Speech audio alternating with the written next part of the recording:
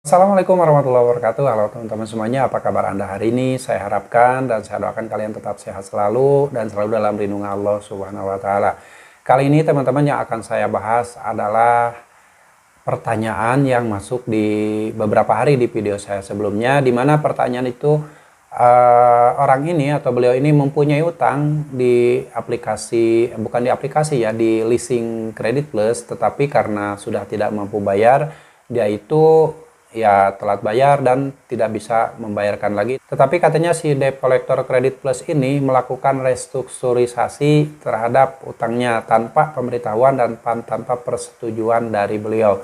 Nah, bagaimana mengatasinya jika hal ini terjadi? Buat teman-teman yang mempunyai utang di Credit Plus dan mungkin pengalamannya hampir sama dengan yang akan dibahas kali ini, silahkan kalian bisa berbagi pengalaman dengan menuliskan di kolom komentar. Siapa tahu bermanfaat untuk orang lain yang saat ini sedang kebingungan ketika mempunyai utang di Credit Plus.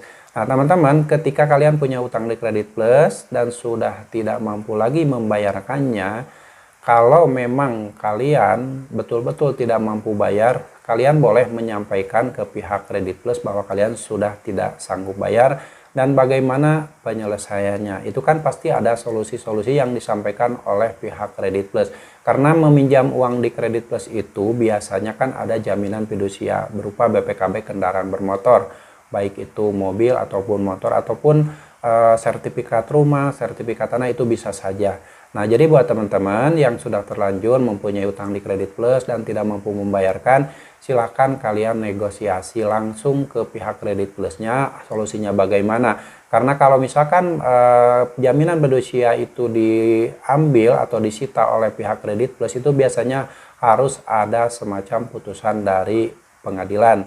Dan kalaupun misalkan barang Anda sampai disita oleh pihak Credit Plus, tetap ada prosedur yang harus dilakukan, yaitu si barang yang disita tersebut bisa dilelang, dan kalau harga jualnya bisa melebihi dari jumlah hutang yang kalian tunggak di Credit Plus, itu biasanya setelah dijual barangnya, hutang kalian dilunasi dan sisa penjualan dari produk atau barang tersebut bisa kalian ambil. Biasanya ada yang seperti itu, tapi mungkin di antara teman-teman yang pengalamannya berbeda, silahkan bisa berbagi pengalaman dengan tuliskan di kolom komentar. Nah, bagaimana dengan kejadian beliau bahwa mempunyai utang di Credit Plus itu tiba-tiba direstrukturisasi oleh DC-nya, DC Credit Plus-nya. Apa yang harus dilakukan? Nah, sebaiknya kalian ajukan saja langsung ke kantornya, sampaikan bahwa utang kalian itu sudah direstrukturisasi oleh debt collector Credit Plus, padahal kalian tidak menyetujuinya atau tidak mengetahuinya. Nah, nanti dari pihak Credit Plus juga pasti akan menyampaikan dan pasti ada solusinya. Kalau ternyata itu melanggar, mungkin kalian bisa dikasih keringanan oleh pihak Credit Plus karena kalian itu berutang ke Credit Plus. Jadi keputusan ada di Credit Plus, sebaiknya kalian sampaikan saja, datangi saja langsung kantornya. Bagaimana ini solusinya, kok tiba-tiba oleh debt collector direstrukturisasi padahal saya tidak menyetujuinya. Ya, kalau memang kalian atau Anda sanggup membayarkan hutang tanpa direstrukturisasi, ya silahkan dibayarkan. Tapi karena mungkin Anda tidak merasa mengajukan restrukturisasi dan ini adalah keputusan yang sepihak dari pihak debt collectornya, kalian bisa menuntut ataupun bisa datangi aja kantornya, itu tidak masalah. Nanti ada negosiasi di sana bagaimana baiknya. Ya, kalau memang kalian mampu membayar tanpa restrukturisasi, berarti kalian bayarkan saja tanpa restrukturisasi. Tapi kalau kalian memang sudah tidak sanggup bayar dan mampunya membayar dengan direstrukturisasi dengan cicilan lebih ringan tapi tenor lebih panjang, itu bisa saja, itu kalian bisa lakukan juga. Tetapi kalau misalkan sudah mentok tidak sanggup bayar, jangan membayar utang tersebut dengan berutang kembali. Itu akan mencelakakan kalian di kemudian hari. Jadi sebaiknya kalian sampaikan saja bahwa sudah tidak sanggup membayar. Nanti kan dari pihak Credit Plus ada solusinya. Seperti yang sudah saya bilang tadi, yaitu mungkin saja barang kalian dilelang dulu, lalu dibayarkan ke sisa tunggakan kalian, dan sisanya bisa kalian ambil, itu hak kalian karena itu adalah hasil penjualan dari barang kalian. Jadi jangan sampai tiba-tiba di jalan misalkan unit ataupun kendaraan yang dijaminkan dari Credit Plus itu ada yang mengambil dari pihak debt collectornya dan kalian biarkan saja. Tidak boleh seperti itu. Ikuti saja ke kantornya, nanti dinegosiasi apakah barang ini masih bisa layak dijual dan bisa dipakai untuk membayarkan utangnya, itu kan bisa dinegosiasikan. Jangan sampai diambil, udah biarkan aja. Itu keenakan debt collector tersebut. Nanti sama si debt collectornya dijual, utang kalian dilunasi, dan sisa penjualannya diambil sama debt collector. Jangan sampai seperti itu.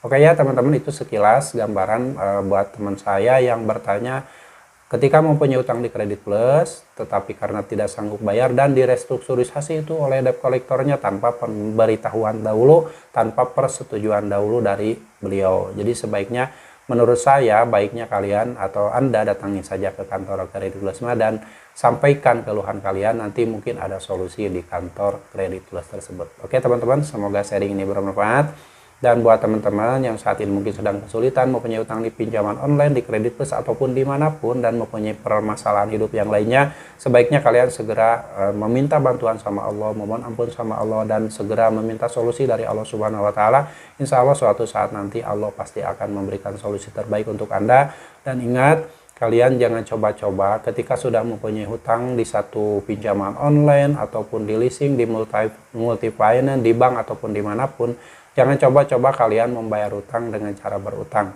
Stop di satu hutang saja, jangan membuat hutang baru.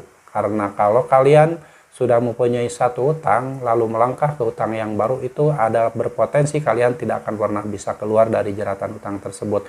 Dan untuk melunasi hutang-hutang tersebut butuh biaya yang besar, butuh uang yang banyak, sehingga kalian akan lebih kewalahan ke depannya. Mungkin ada aset-aset yang dijual. Jadi sebaiknya, kalau sudah punya hutang di satu pinjaman online, di leasing, di bank, atau dimanapun, stop di situ saja. Jangan membayar utang dengan berhutang kembali. Itu tidak boleh dilakukan. Oke teman-teman, demikian seputar restrukturisasi yang dilakukan sepihak oleh pihak debt collector Kredit Plus, dan kalian tidak menyetujuinya, tetapi itu tetap dilakukan. Jadi saran dari saya, sebaiknya kalian datangi saja kantor Kredit Plus terdekat yang ada di kota kalian. Di situ kalian bisa sampaikan keluhan kalian, dan mungkin nanti bisa dibicarakan apakah ada solusi dari pihak Kredit Plusnya, dan mungkin si debt collectornya tersebut akan dipanggil, diminta keterangan bagaimana kenapa merestrukturisasi tanpa persetujuan dari nasabahnya. Oke teman-teman, tetap semangat, siapapun Anda, dimanapun Anda berada yang mempunyai utang di Kredit Plus, yang mempunyai permasalahan-permasalahan hidup, sebaiknya kalian yang terpenting tetap semangat dan tetap berada di jalan Allah Subhanahu Wa Taala. Karena kalau kalian selalu mendekatkan diri sama Allah, selalu menyerahkan diri sama Allah, segala apapun permasalahan yang ada di dunia ini pasrahkan sama Allah, insya Allah Allah akan menolong kalian. Apapun masalahnya, Allah pasti akan mudahkan. Mungkin saja saat ini kalian sedang didera masalah, dikasih penderitaan, dikasih permasalahan hidup, tapi suatu saat nanti Allah mempunyai rahasia lain yang mungkin akan lebih baik untuk kehidupan kalian. Oke ya, jadi intinya tetap semangat, tetap beraktivitas seperti biasa. Jangan lagi terpuruk karena penagihan dari DC Kredit Plus atau dari DC pinjaman online. Sebaiknya kalian fokus saja dengan aktivitas kalian, fokus saja mencari peluang-peluang rezeki agar bisa membangun kehidupan kalian yang lebih baik di kemudian hari. Oke, sampai jumpa lagi di video saya selanjutnya. Wassalamualaikum warahmatullahi wabarakatuh.